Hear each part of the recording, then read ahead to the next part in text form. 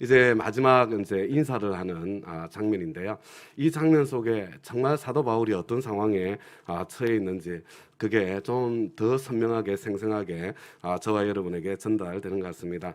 9절 말씀을 보니까 그대는 속히 나에게로 오십시오.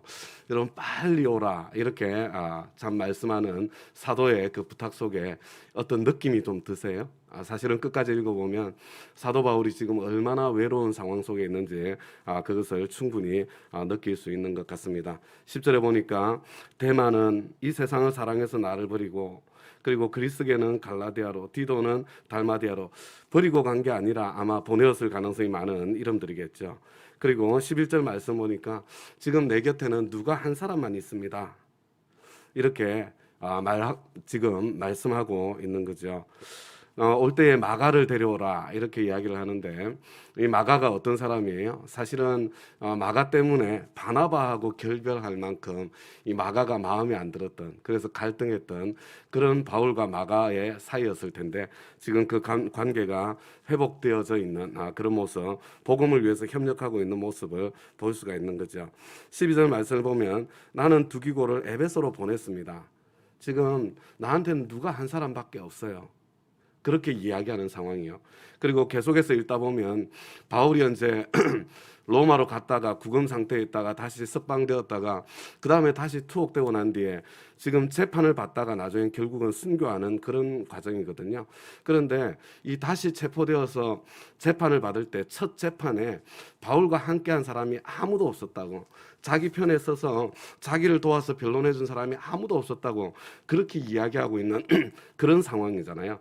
그런데 그 상황 속에서도 두기고를 에베소로 보낸 거예요. 그런 상황 속에서도 바울이 자기의 그 처지와 상황이 힘들고 어려움에도 불구하고 주님의 교회를 얼마나 소중히 여기는지, 그 교회가 세워지기를 얼마나 간절히 바라는지 그 상황 속에 이 두기고를 에베소로 보낸 그런 모습을 보게 되는 거죠. 그리고 13절 말씀을 보면 그대가 올 때에 이 드로아 가보의 집에 두고 온 외투를 가져오십시오. 이게 무슨 이야기예요? 지금 감옥이 춥다는 이야기입니다. 춥다는 이야기. 그래서 뒤에 보면 겨울이 되기 전에 빨리 오라. 지금 아직 겨울이 되기 전인데 지금도 내가 이 추위를 견딜 수 없는 그런 상황인데 내가 지금 이 몸으로 겨울을 버틸 수 있을는지 모르겠다는 그런 절절한 절실함이 참 느껴지는 그런 말씀이죠. 그리고 책들은 특히 양피지에 쓴 것들을 가져오십시오. 성경 가져오라는 이야기잖아요. 노 사도가 지금 성경을 얼마나 많이 참 읽고 묵상했겠어요. 사실은 성경의 전문가 중에 전문가 아닙니까? 그럼에도 불구하고 그 감옥에 있는 상황 속에서도 참 성경을 더 가져올 것을, 그래서 좀 부탁하는, 사도 바울이 얼마나 성경 말씀을 붙잡고 살았는지 끝까지 성경 말씀에 의지해서 참 사역을 해왔고 성경 말씀을 통해서 힘을 얻고 있는 그런 우리 바울의 모습을 함께 보게 되는 거죠. 아까 말씀드렸던 것처럼 16절에 보니까 내가 처음 나를 변론할 때 이제 첫 재판이 열린 거예요. 내 편에 서서 나를 도와준 사람은 한 사람도 없습니다. 얼마나 외로운 싸움이고 시련이었을까. 모두 나를 버리고 떠났습니다. 그런데 여러분 끝에 보면 이렇게 돼 있어요. 그러나 그들에게 허물이 돌아가지 않기를 빕니다. 여러분 생각나는 장면 없으세요? 예수님의 십자가 아래서의 장면이 생각나지 않습니까? 예수님께서 십자가에 매달렸는데 당신을 위해서 내 목숨까지 버리겠습니다. 그렇게 호언장담하던 제자들이 다 버리고 떠난 거죠. 그런데 이 바울이 정말 이제 네로 황제의 치하에서 순교를 당했을 것이라고 그렇게 추측하잖아요. 그 참 얼마나 무서운 상황이에요. 지금까지 복음을 위해서 바울과 함께 협력했던 그 사람들이 그 두려운 그 엄청난 상황이 되니까 바울 편에 서지 못하는 겁니다. 다 버리고 도망가 버린 거예요. 자기 혼자밖에 안 남은 거예요. 외롭게 예수님께서 십자가에서 엘리 엘리 라마 사박다니 외치면서 십자가 지실 때처럼 그렇게 혼자 그 자리에 서 있는 거예요. 그러나 그들에게 허물이 돌아가지 않기를 빕니다. 그럼에도 불구하고 나는 충분히 그들이 이해가 됩니다. 그들이 이 상황 속에 나를 버리고 떠나간 것이 이상하지 않습니다. 내 외로운 것은 사실이지만 충분히 그럴 만합니다. 이게 끝까지 사랑하는 거죠. 끝까지 사랑하는 거. 우리가 함께 이렇게 그 목자님, 목녀님으로 이렇게 섬기시다가 중간에 힘이 들어서 이렇게 사역을 중단하시는 분들이 계시잖아요. 근데 저는 한 번도 섭섭한 적이 없었어요. 우리 목자님, 목녀님들이 중간에 사역이 힘들어서 중단하시더라도. 왜냐하면 힘들어서 중단하셨다고 해서 지금까지 섬긴 게 다 무효가 되는 게 아니거든요. 사실은 그 앞에 1년을 섬기고 2년을 섬기고 3년을 섬기고 4년을 섬겨 오셨잖아요. 그 섬김이 얼마나 귀한 섬김이었나요? 사실은 본인들의 자신의 역량 안에서 환경과 형편에서 최선을 다해서 섬기다가 도저히 지금 자신으로서는 감당할 수 없는 상황이 되었기 때문에 이제 좀 이렇게 멈추어서 있는 그런 상태잖아요. 여러분, 우리 주님께서 저와 여러분의 지나간 세월 동안 헌신하고 주님을 사랑하고 섬긴 거 모른 채 하시는 분이 아니세요.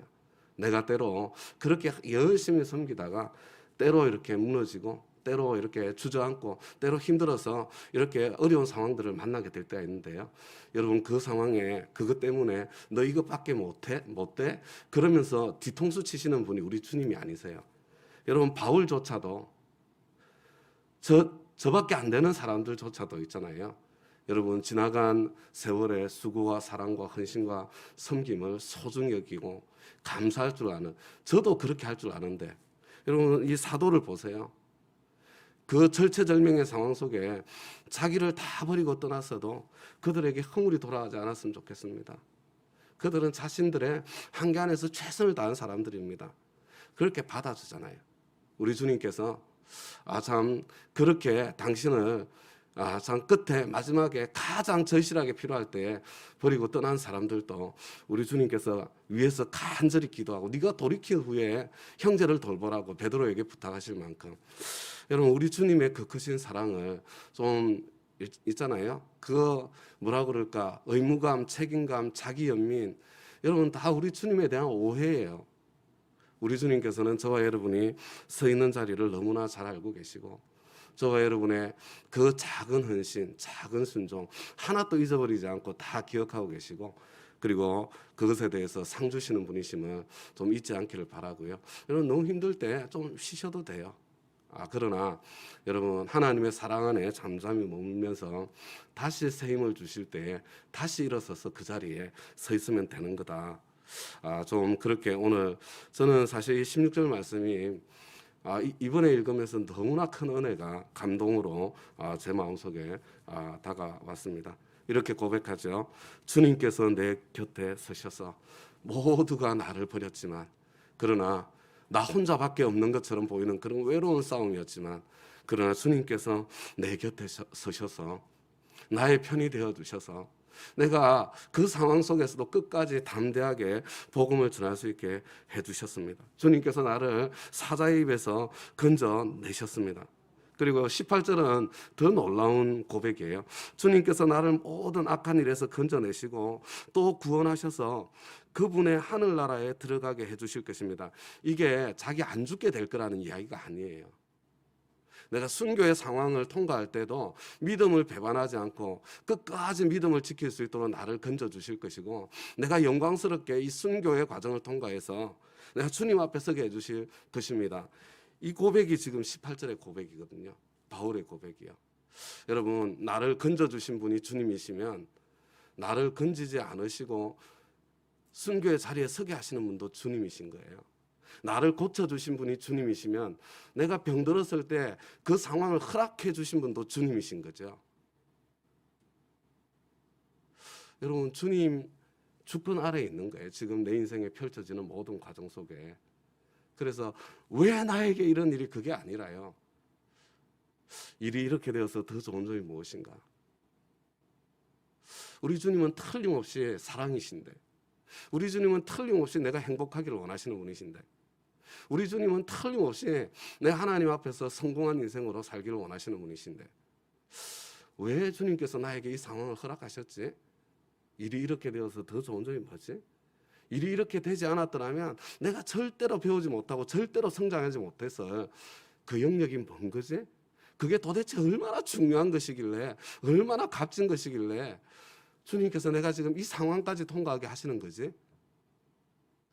여러분, 우리 바울처럼요. 물론 저 여러분이 바울처럼 되려면 많은 세월을 거쳐서 한 걸음 한 걸음 성장해 가겠지만 이게 진짜 믿음의 비밀이다.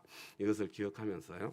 우리 끝까지 주님을 믿어드리는 그런 저와 여러분이 되었으면 좋겠습니다. 그리고 난 뒤에 21절에 보니까 그대는 겨울이 되기 전에 그제 서둘러 오십시오. 지금 그냥 뭐 감옥에 갇힌 것도 힘들지 않겠어요? 모두가 떠난 누가만 함께 있는 상황도 얼마나 외롭겠어요? 거기다가 막 뼛속까지 찾아오는 그 추위 속에 있는 노사도, 그럼에도 불구하고 끝까지 믿음을 지키고 있는 이 노사도의 모습을 저와 여러분이 마음에 참 꼭 품고 담을 수 있기를 바랍니다. 사실은요, 디모데후서는 바울의 유언이면서 디모데에게 부탁하는 것처럼 보이잖아요. 그런데 디모데에게 부탁하는 이야기 이전에 자기 고백이에요. 자기 고백. 무슨 고백이에요? 나는 내 직분을 지켰다.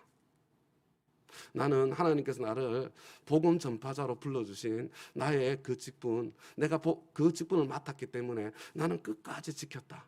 그래서 디모데에게 부탁하는 거예요. 네가 안수 받을 때에 복음 전파자로 안수를 받았거든요. 하나님께서 은사로 주신 선물이거든요. 복음 전파자의 그 사명과 자리가. 너도 나처럼 그렇게 끝까지 나와 함께 복음과 함께 고난을 받으면서 그렇게 나처럼 살았으면 좋겠구나. 그렇게 못 산다고 하더라도 원망하지 않겠지만 그렇지만 그렇게 살았으면 좋겠구나. 내 믿음의 아들아. 그런 부탁이죠. 바울이 이렇게 고백하는 거예요. 내가 어떻게 지금 여기까지 달려온 줄 아냐? 나는 하나님 앞에서 살았어. 나는 그리스도 예수의 심판대 앞에 서게 될 그날을 바라보면서 산 거야. 그리고 그날에 나에게 주실 의의 면류관, 그 면류관을 받았을 때 그것을 벗어서 주님 앞에 되돌려 드리면서 하나님 앞에 주님께서 해주셨습니다.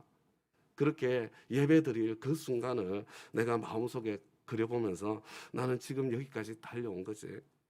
그래서 나는 3대, 4대를 바라보면서 제사 삼는 삶을 살아왔고 나는 그리스도의 군사가 되어서 내가 내 자신의 삶에 얽매이지 않고 주님 맡기신 직분의 최우선순위를 두고 살아왔고 나는 하나님의 법대로 실격하지 않기 위해서 그 사랑의 법을 따라서 내가 경주자로서 살아왔고 그리고 나는 농부가 씨를 뿌리고 난 뒤에는 그 땡볕의 수고를 견뎌야 열매를 거둘 수 있는 것처럼 내 하나님 앞에서 거둘 열매를 바라보면서 내가 끝까지 인내하고 내가 버티면서 내가 수고하면서 내가 여기까지 살아온 거야.